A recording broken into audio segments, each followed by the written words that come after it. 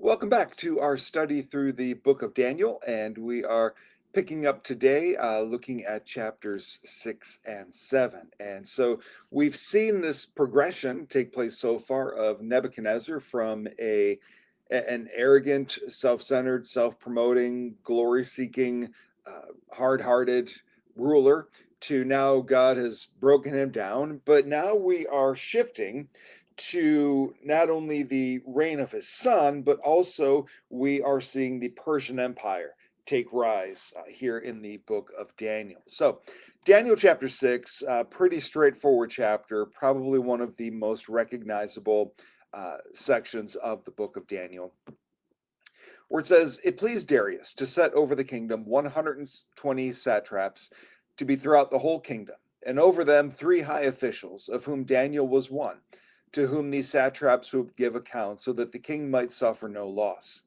Then this Daniel became distinguished above all the other high officials and satraps, because an excellent spirit was in him. And the king planned to set him over the whole kingdom. Then the high officials and the satraps sought to find a ground for complaint against Daniel with regard to the kingdom, but they could find no ground for complaint or any fault, because he was faithful, and no error or fault was found in him. Then these men said, "We shall not find any ground for complaint against this Daniel unless we find it in connection with the law of his God." So we have this conspiracy. Daniel is finding prominence in the kingdom of Darius, and so the others are jealous and want to tear him down. And so they decide that they're going to frame him using his devotion to God. So, verse 6, then these high officials and satraps came by agreement to the king and said to him, "O King Darius, live forever.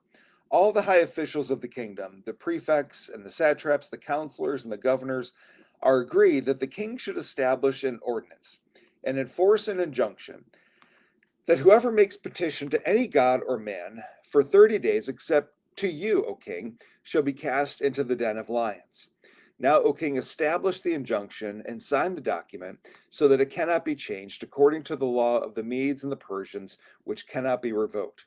Therefore, King Darius signed the document and injunction. So, as any type of king at this time is arrogant, wants complete allegiance, and so they feed into that and say that you should be the only person that people are calling on. And so if they lift any kind of petition to any other god or any other man but you, they should be cast into a den of lions. And so he immediately apparently agrees to this and signs his name to the injunction. So, verse 10, when Daniel knew that the document had been signed, he went to his house where he had windows in his upper chamber open toward Jerusalem.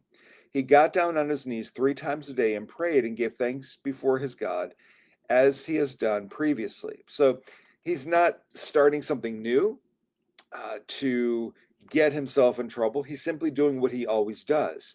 But this is especially heavy on his heart to see this new injunction, knowing that this is not going to bode well for anyone trying to be faithful to Yahweh. And so he continues with this habit of praying toward Jerusalem 3 times a day. Verse 11, then these men came by agreement and found Daniel making petition and plea before his God. Then they came near and said before the king concerning the injunction, "O king, did you not sign an injunction that anyone who makes petition to any god or man within 30 days, except to you, O king, shall be cast into the den of lions?" The king answered and said, "The thing stands fast according to the law of the Medes and Persians, which cannot be revoked."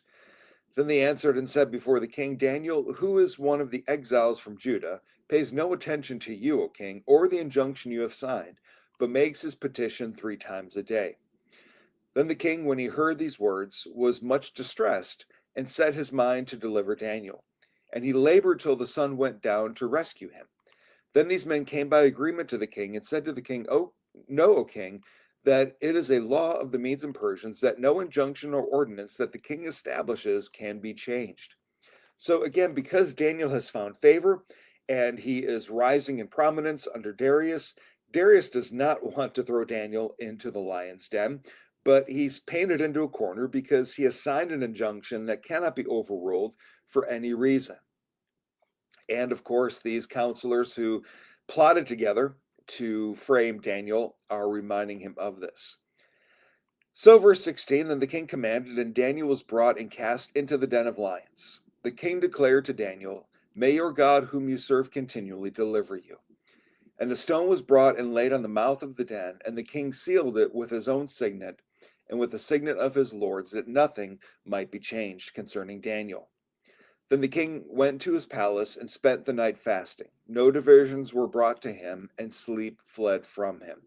So he is, in his own way, to his own God, likely praying for Daniel. He does not want to see him killed. He's kind of, that blessing he gives earlier in verse 16, may your God whom you serve continually deliver you. Oh, Daniel, I hope your God comes through for you, because I don't want this to happen to you. So he is restless all night, worried about Daniel. Verse 19, then at break of day, the king arose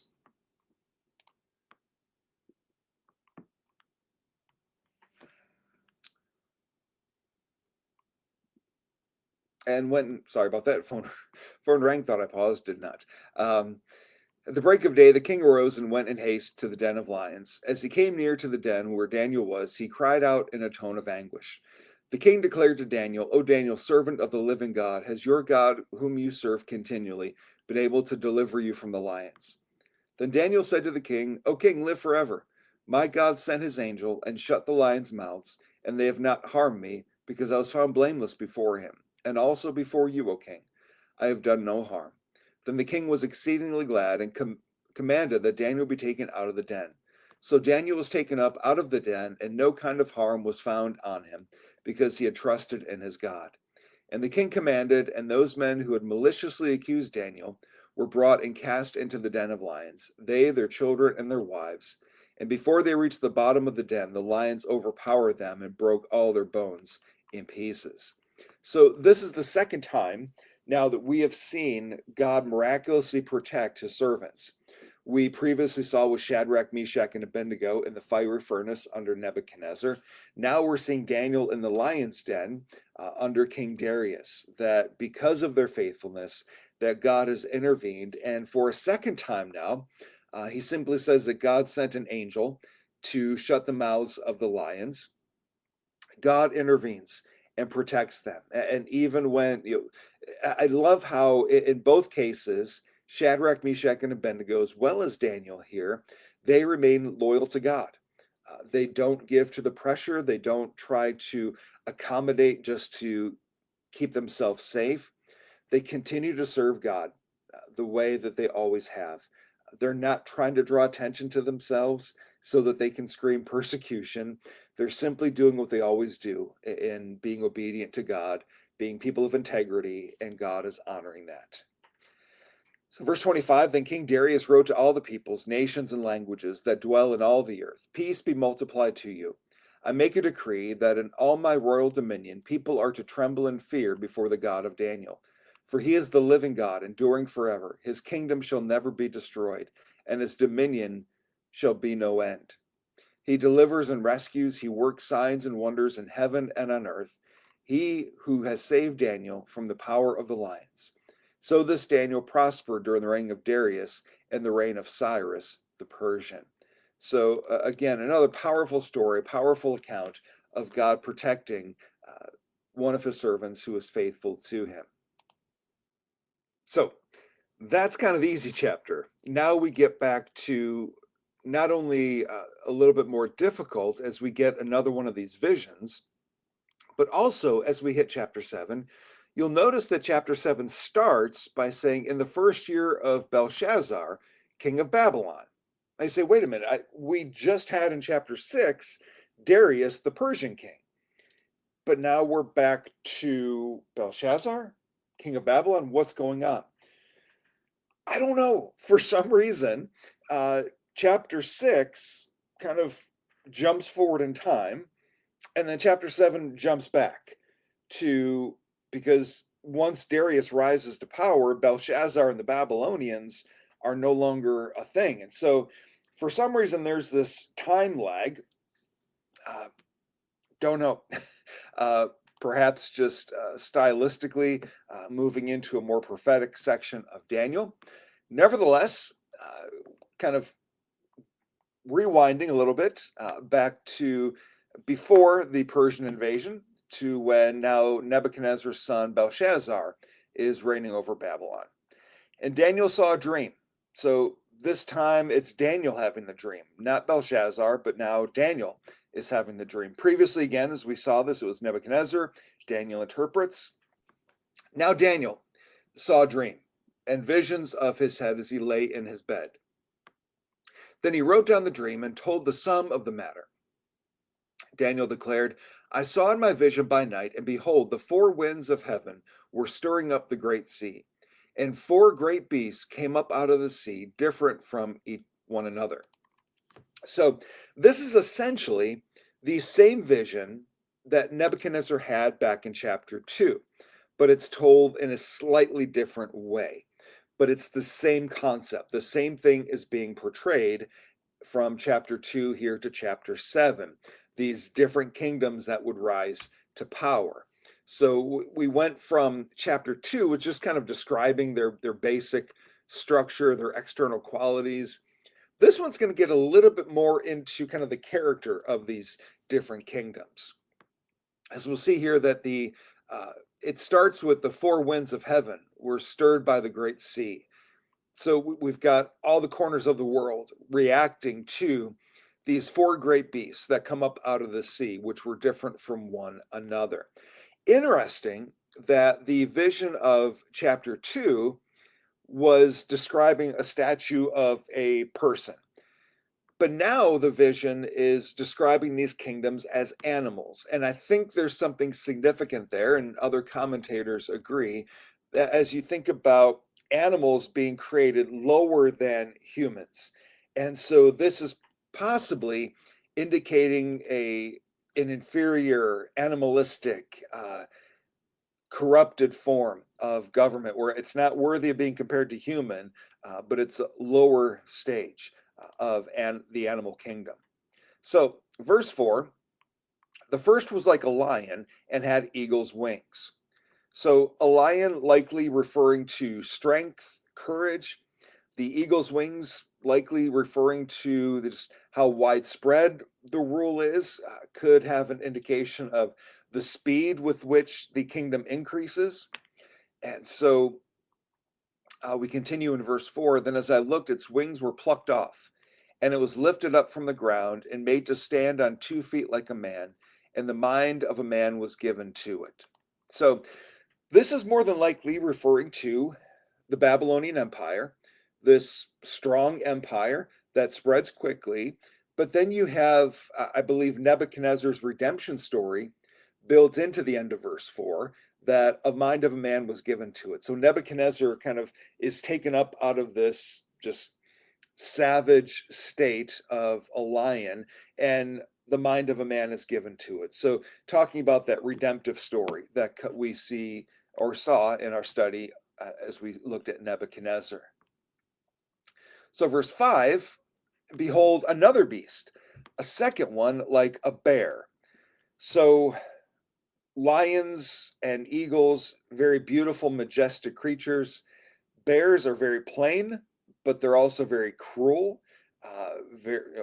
Obviously, lions are cruel, but there's cruelty in bears, and there's nothing memorable, no beautiful lion's mane or no beautiful wings like an eagle. So kind of portraying the sense of something very plain, but also very, very cruel. And this would be the rise of the Persian Empire, which replaces the Babylonian Empire. But then verse 5 said it was raised up on one side. Now, the translation can be tricky because the translation can also be raised up one dominion, which could make sense if you think about it from the perspective of the Medes and the Persians coming together to form this one kingdom, this one empire. And so it was raised up to one dominion, brought together. There could be a description of the unity of the Medes and the Persians in forming this empire. And verse 5 goes on. It had 3 ribs in its mouth between its teeth, and it was told, arise, devour much flesh. And so here, just talking about that savage nature of conquering, destroying everything in its path. But, verse 6, after this I looked, and behold, another like a leopard. So, if we kind of compare these animals, this is the smallest of the animals so far, the leopard, but still a cruel creature and also very fast. Many believe this is describing Alexander the Great and the rise of the Greek Empire. Smaller than the other ones, just as cruel, but spreads very, very quickly. As we see in continuing in verse 6, with 4 wings of a bird on its back. Remember, the lion had eagle's wings, presumably 2 wings that were plucked off. This leopard has 4 wings. So, just talking about even faster, it's going to spread. And Alexander the Great does spread his empire very, very quickly, historically. And the beast had 4 heads, and dominion was given to it. So there's this whole kind of 4 successors that come after Alexander the Great to rule this empire. And that is very probable what is being hinted at here at the end of verse 6. So, verse 7. After this I saw in the night visions, and behold, a 4th beast, terrifying and dreadful and exceedingly strong. So the Babylonians were compared to an animal. The Medo-Persian Empire is described as an animal. Alexander the Great and the rise of the Greeks is described as an animal. The next kingdom to come would be the Roman Empire, which in this vision seemingly is too terrible to even be described. That this is the most terrifying, the most dreadful, the strongest, the cruelest of all of the kingdoms so far. And it goes on to describe the extent of that power and that ferociousness. It had great iron teeth. It devoured and broke in pieces and stamped what was left with its feet. It was different from all the beasts that were before it, and it had 10 horns. I considered the horns, and behold, there came up among them another horn, a little one, before which 3 of the first horns were plucked up by the roots. And behold, in this horn were eyes like the eyes of a man, and a mouth speaking great things. As I looked, thrones were placed, and the Ancient of Days took his seat. His clothing was white as snow, and the hair of his head like pure wool. His throne was fiery flames, its wheels were burning fire. So, this is where we get a little tricky. These 10 horns and this one little horn that comes out of the rest, speaking great things. Some would interpret this as the Antichrist figure. Some might define this as Emperor Nero and the horrible things that took place under him. So it depends on kind of your end times theology and what camp you allow to kind of sway your how you perceive that. The bottom line, again, I'm a big advocate of this, especially as we get to thinking about the end times, is the rising of the Ancient of Days, taking his seat, clothing white as snow, the hair of his head like pure wool, his throne fiery flames. Verse 10, a stream of fire issued and came out from before him. 1,000,000 served him, and 10,000 times 10,000 stood before him. The court sat in judgment, and the books were opened. I looked then because of the sound of the great words that the horn was speaking. And as I looked, the beast was killed, and its body destroyed and given over to be burned with fire. As for the rest of the beasts, their dominion was taken away, but their lives were prolonged for a season and a time. I saw in the night visions, and behold, with the clouds of heaven there came one like a son of man, and he came to the Ancient of Days and was presented before him. And to him was given dominion and glory and a kingdom that all peoples, nations, and languages should serve him. His dominion is an everlasting dominion which shall not pass away, and his kingdom one that shall not be destroyed. So again, the purpose of the vision in the dream in chapter 2 was to show that there would be the Babylonian Empire, then the Persian Empire, then the rise of the Greek Empire, then the rise of the Roman Empire. But then one is going to come out of all of that, and he is the one who is going to have a never ending kingdom, the everlasting kingdom that he will rule over all, introducing this foreshadowing of Jesus. This is the same concept being portrayed. And I would encourage us to not get derailed with, is this the Antichrist? Is this Nero? Because sometimes I think when we talk about the end times, we get hyper fixated on the Antichrist and the mark of the beast and all of these things. And there's a conversation to be had about all of that. But the point of all of the descriptions of the end times is this final climax moment of the Son of Man, the Ancient of Days, who is going to reign forever and ever. That is the point. Again, I've said it before, say it again, and I'm not lying. Uh, every page in the Bible that I use at home, top of every page, two words: Jesus wins. Everything else is, I don't want to say irrelevant, but everything else I can take or leave. Um, you know, Antichrist, Nero, all of this stuff, all of that pales in comparison to the point. The point is Jesus wins. The book of Revelation was written to Christians facing persecution under Nero, or who had gone through that, still facing severe persecution by the Roman Empire. It was written to encourage them, not to terrify them, not for them to hyperfixate about solving all the riddles, but to say, hey, no matter how bad things get, Jesus wins. And again, that's what I want to encourage and invite you to as we think about, what exactly is Daniel seeing? Where's all this going? What does the future hold? What's the end of all things going to be like? No matter what happens, Jesus is going to win, and there will be no question. That's the point of it all. But let's continue on. Verse 15 says, "As for me, Daniel, my spirit within me was anxious, and the visions in my head alarmed me. I approached one of those who stood there and asked him the truth concerning all this. So he told me and made known to me the interpretation of the things. These four great beasts are four kings who shall rise out of the earth. But the saints of the Most High shall receive the kingdom and possess the kingdom forever, forever and ever. Then I desired to know the truth about the fourth beast, which was different from all the rest, exceedingly terrifying, with its teeth of iron and claws of bronze, in which devoured and broke in pieces and stamped what was left with its feet, and about the 10 horns that were on its head, and the other horn that came up, and before which three of them fell, the horn that had eyes and a mouth that spoke great things, and that seemed greater than its companions. As I looked, this horn made war with the saints and prevailed over them, until the Ancient of Days came and judgment was given for the saints of the Most High, and the time came when the saints possessed the kingdom. Thus he said," now again, we don't know who this is that Daniel's talking to. We don't know who he's consulting, which is interesting.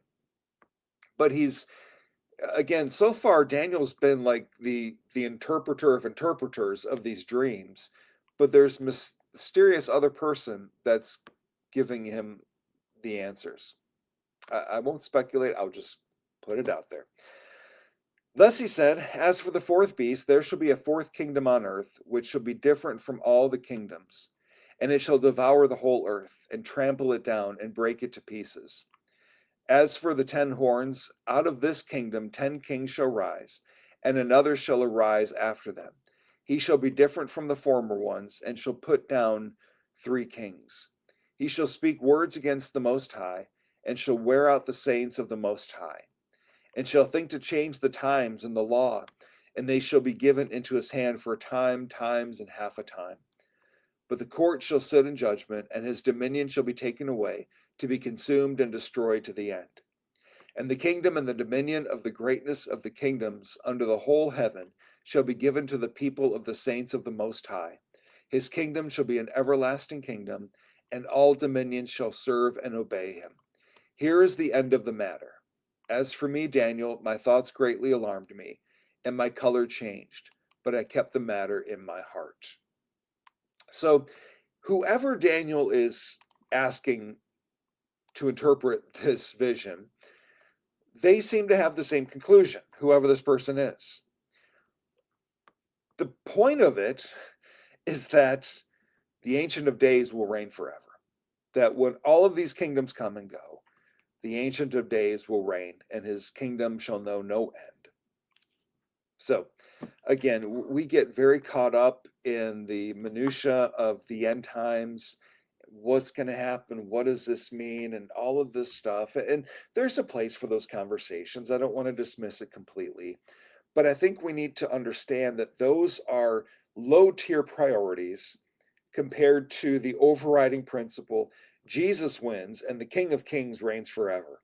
Everything else is going to sort itself out. So I want us to be encouraged as we think about this, to not be terrified, to not be anxious. Because again, Daniel is feeling anxious after he sees all of this play out. And the person helping him interpret it is like, whoa, don't freak out. He's trying to comfort and assure him. And so, anytime we think about the end times, our takeaway should be one of comfort and assurance that Jesus is going to win, that Jesus is going to reign. So, that does it for Daniel chapter 6 and 7. And we're going to keep plugging along here in these last few weeks of summer and work our way through the rest of the book of Daniel together. So, thanks so much for joining in today, and we'll see you next time.